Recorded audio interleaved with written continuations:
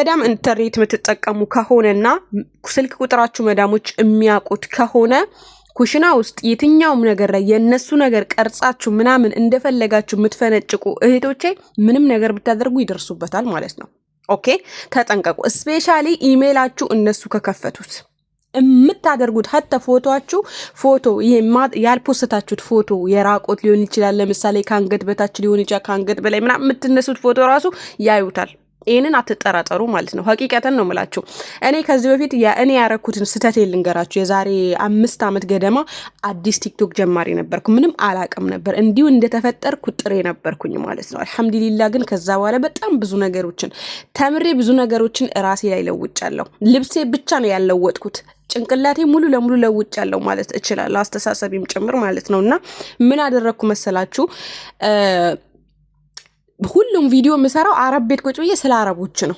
በቃ እንደዚህ ምናምን እያልኩኝ ታቆት ከሆነ ታቆታላችሁ። ቪዲዮ የቲክታክ ቪዲዮ እና እሰራለሁኝ። ስለ መዳሞች ነው ማወራው። ከዛ አንድች ቪዲዮ የልጇን ቪዲዮ ልጇን ህፃን ልጅ ነው እያበላሁት ፖስት አድርገናል። በቁርአን ነው በሆነ ነገር እያበላሁት ነው ለዛው ማለት ነው። ከዛ ሴትዮዬ አልደረሳትም፣ ምክንያቱም በስራ ቢዚ ናት። ብዙ ጊዜ ቲክታክ አትገባም። የሴትዮዬ ጓደኛ የኔም ስልክ ቁጥር አላት። የፖስተትኩት ነገር ቀጥታ ደርሷታል ማለት ቲክታክ ላይ አይተዋለች። እኔ የፖስተትኩትን አረብ ናት፣ የሀበሻ ቲክቶከር አትከታተልም፣ ግን የኔ ቪዲዮ ቁጥሬ ስላላት ደርሷታል ማለት ነው። ኮንታክት ነች። ከዛ ቀጥታ ለሴትዮ ሼር አደረገችላትና ሴትዮ እብድ ሆነችና ያቺ የምታምነኝ የነበረ ሴትዮ የምትወደኝ የነበረ እንዲህ ወላሂ ነው ምላችሁ እኔ ፊት ለፊቷ ካልበላው የበላሁ ራሱ አይመስላትም ነበር። እንዲህ የምታጎርሰኝ ሴትዮ ጫማ ነሽ ልብስ ነሽ 8,000 እየከፈለች የምታሰራኝ የነበረች ሴትዮ ተቀየረች፣ ልውጥ አለች፣ አበደች። እንዴት እንደዚህ ያወራሁት ነገር ተውትና የልጇ ነገር በጣም አበደች አልኳችሁ። በቃ ምን አለችኝ? ባስቸኳይ አለችኝ ቲክቶክ ከስልክሽ ላይ ታጠፋለሽ አለችኝ። እኔም በሰዓቱ ዩቲዩብ የመጀመር ሀሳብ ስለነበረኝ ደግሞም ትንሽ መፈመስ ምናምን ጀምሬ ስለነበረ በጭራሽ አልኳት። በጭራሽ አልተውም። እንደውም ዩቲዩብ ልከፍት ሀሳብ አለኝ፣ አስፈላጊ ከሆነ ስራሽ ይቀራል ብዬ ከዛ ቤት ወጣሁኝ ማለት ነው። አያችሁ፣ ከጥሩ ደሞዝ ከጥሩ ስራ ከጥሩ ቤት ወጣሁኝ። በስራዬ በስተቴ ምክንያት ባለማወቄ ምክንያት ማለት ነው። እና እናንተም ተጠንቀቁ። አሁን ይሄን ቪዲዮ ይሄን ነገር የነገርኩባችሁ ምክንያት ኔናውን አይታችሁታል። ሌሙኑ የሀገር ሌሙን እንደው ለቦርጭ ማጥፊያ እኮ ሀቢቢ 2 ሌሙን በቂ ነው። በቂ እኮ ነው። ወይም ደግሞ ዳይት ማድረግ ነው፣ ምግብ መቀነስ ነው፣ ጭንቀት አለማብዛት። አብዛኛው ጊዜኛ ሰውነታችን የሚወፍረው ሰውነታችን እንዲህ ንፍትፍትፍት የሚለው የሚያስብልን ጭንቀት ነው። አትጨነቁ፣ ጭንቀታችሁን አቁሙ። ብትጨነቁ፣ ብትሰቀሉ፣ ብትጠጠቡ ምንም የምታደርጉት ነገር የለም።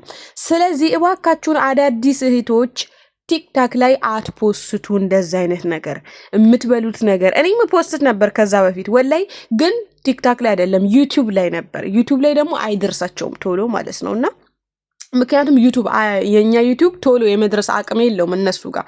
ቲክታክ ላይ ከሆነ ግን አላጦል ነው የሚደርሳቸው። ምንም ነገር አድርጉ። ምግብ የምትመሉ አንዳንዴ አሁን በጣም ፋሚሊ ላይክ ሼር እንዳትረሱ እሺ ውዶቼ። አንዳንዴ አሁን በጣም ብዙ ምግብ ማትበሉት ምግብ አቅርባችሁ ግን ለቲክቶክ ለመፈመስ ምናምን ብላችሁ የምትፖስቱት ነገር አለ። እሱን ነገር መዳሞች ይደርሷቸዋል ወይ ጥሩ ቤት ሊው ጥሩ ሆነ መጥፎም እናንተ ሰርታችሁ ደሞዝ እያገኛችሁበት ነው። ከስራችሁ እንዳትፈናቀሉ፣ ከስራችሁ እንዳትባረሩ። መዳሞች ደግሞ አንዴ አዩአችሁ ማለት በሆነ ነገር ወላሂ አይፈቷችሁም። አንድ ቀን የሆነ ስትሰሪ ከታየሽ እድሜ ልክሽ እድሜ ዘመንሽ እዛ ቤት ስተት ትሰሪያለሽ። በቃ የሆነ ነገር ከጠፋ የሆነ ነገር ካለቀ አንቺ ነሽ፣ የሆነ ነገር ከተሰበረ አንቺ ነሽ ማለት ነውና በጣም ጥንቃቄ አድርጉ። እኛ ከሀገራችን የምንወጣው ወላሂ አሁን ከገባኝ በኋላ ነው የምነግራችሁ ለእናንተ ማለት ነውና እኔ ከዛ ቤት ወጣው። ከዛ በኋላ አረብኛ ቪዲዮ ስሰራ ነበረ። ስራ የማጣት እድል ራሱ ገጥሞኛል በቲክቶክ ምክንያት ማለት ነው። እኔ ግን ተወጥቻለሁኝ። ህጋዊም ስላልነበርኩኝ በሰዓቱ ያው መብቴ ነው እንደፈለኩኝ ስላችሁ ህገወጥ ነበርኩ። በቃ ከዛ ቤት ወጣ ያ ቤት እገባለሁ። ከዛ ቤት ግን ኮንትራት እህቶች አላችሁ 2 ዓመት ከችች ብላችሁ እዛ ቤት የምትኖሩ ማለት ነው። እንደው ልሳፈር ራሱ ብትሉ መሳፈር የማትችሉበት አቅም እንትን ላይ ያላችሁ ኮንትራት ቤት ያላችሁ እህቶቼ በጣም ጥንቃቄ አድርጉ። ጠፍታችሁ የምትሰሩ ያው ከጥሩ ስራ መፈናቀል ማለት በአሁኑ ሰዓት ሐቂቃ ብዙ ነገር ማጣት እንደ ማጣት ነው። ጥሩ ስራ የለም በአሁኑ ሰዓት። መዳሞቹም ተቀይረዋል፣ እንደ ድሮ አይደለም። ባላችሁበት እንግዲህ መጥፎም ቢሆንም ጥሩ አድርጋችሁ የመቀበል አቅሙን አላህ ይስጣችሁ። እናንተም ደግሞ አስቡበት እና እንደዚህ የሚያስጨንቃችሁ እንደዚህ የሚያስወፍራችሁ እንድትፈነዱ የሚያደርጋችሁ ጭንቀት ነው። ስለተጨነቃችሁ ምንም የሚፈጠር ነገር የለም። ጭንቀት አታብዙ። እየሰራችሁ ነው ጭንቀታችሁን በብራችሁ ለመወጣት።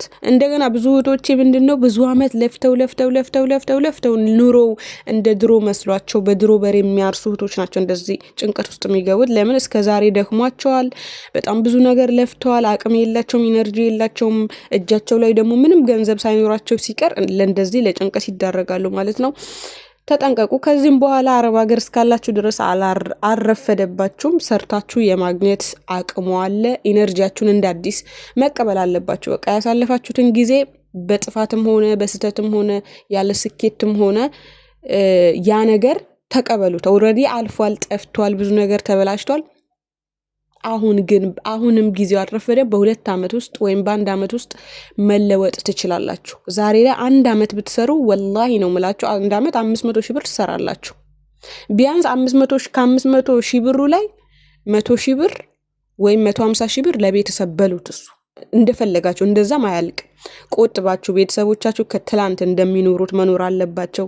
እናንተ ሳትመጡ በፊት ቤተሰቦቻችሁ እንዴት ነው የሚስተዳደሩት የነበረው? እዚህ ስትመጡ ቤተሰቤን ቀይራለሁ፣ ቤተሰቤን አስተዳደራለሁ የሚል እቅዳችሁን ከጭንቅላታችሁ አስወጡ።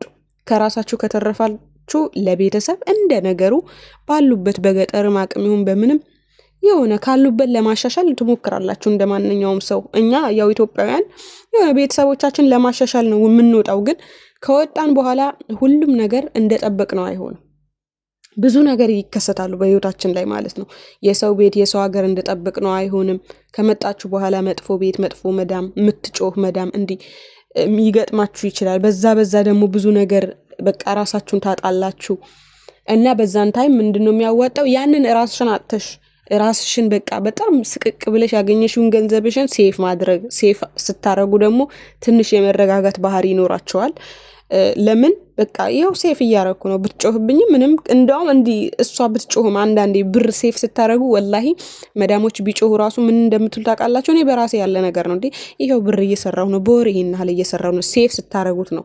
በወር ስታገኙ ስትበትኑት ሳይሆን በወር ሴፍ ስታደርጉት ትጮህ ምን አገባኝ፣ ውጪ አላለችኝ፣ ደሞዜ እየሰጠችኝ ነው፣ እየበላሁ ነው፣ እየጠጣሁ ነው፣ እየተኛሁ ነው፣ አልሐምዱሊላህ ፈጣሪያችሁን አመስግናችሁ ያንን ህይወት ትቀበሉታላችሁ።